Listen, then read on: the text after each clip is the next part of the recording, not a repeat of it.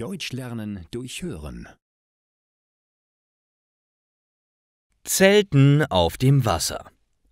»Los, komm, wir müssen uns beeilen. Markus wartet schon auf uns«, sagt Lisa genervt.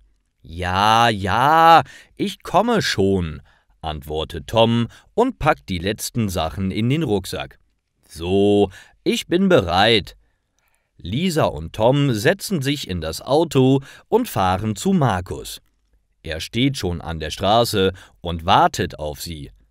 »Hallo ihr beiden, freut ihr euch auch so sehr auf den Urlaub wie ich?«, fragt er.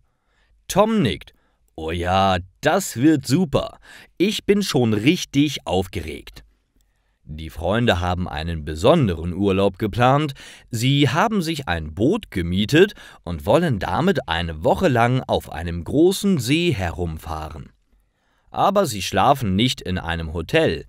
Sie haben ein Zelt dabei, das sie auf dem Boot aufbauen. Camping auf dem Wasser also. Nach 2 Stunden haben sie den See erreicht. Dort wartet auch schon das Boot auf sie. Markus und Tom tragen das Zelt auf das Boot und bauen es dort auf. Lisa kümmert sich um das Essen und die Getränke. Sie hat extra einen kleinen Kühlschrank mitgebracht. Dann geht es los. Die 3 Freunde fahren mit dem Boot über den See. Sie springen ins Wasser, schwimmen und genießen das gute Wetter.